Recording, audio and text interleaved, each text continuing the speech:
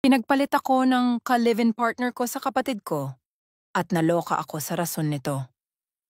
Dear Ate Ann, pakitago na lang po ako sa pangalang Nika.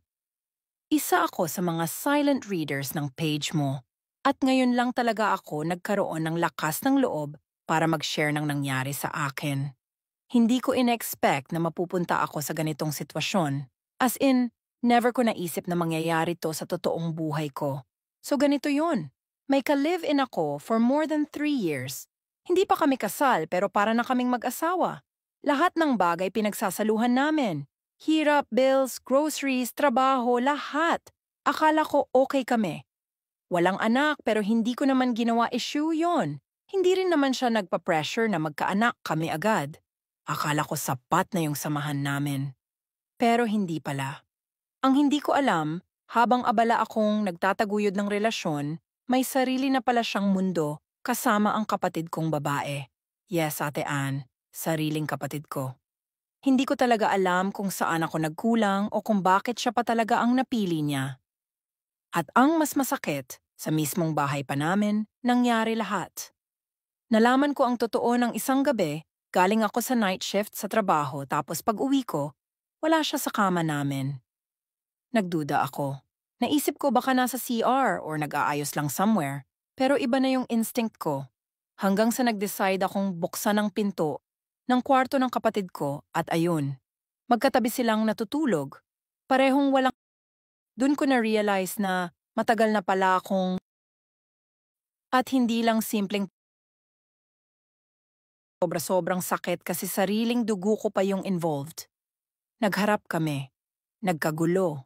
Nagkalituhan. Ang akala ko may denial face muna pero hindi. Inamin agad. Pero ang pinaka nakakagulat sa lahat ay ang rason na sinabi ng ka-live-in ko. Sabi niya, hindi na raw siya ako ang kasama niya. Sabi niya, kami, ang kapatid ko raw, ang nasa isip niya para lang siya tiga. As in, what the actual F? Doon na talaga ako nawalan ng words. Sobrang bigat pakinggan nun. Para bang hindi lang pagkatao ko ang tinapakan, kundi pati buong pagkababae ko. Kasi hindi naman ako kulang sa effort. Hindi ako tamad. Hindi ako pabaya. Ginagawa ko lahat para ma-feel niyang mahalaga siya. Pero dumating sa point na hindi lang siya nagsawa, kundi tinablan pa sa kapatid kong halos kasama na namin araw-araw.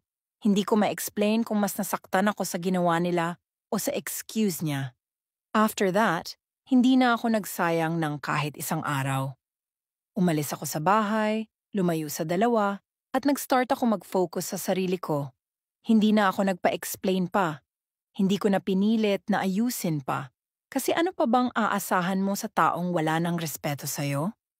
At sa kapatid mong mas pinili ang sarili niyang lust kaysa relasyon ninyong dalawa bilang magkapatid?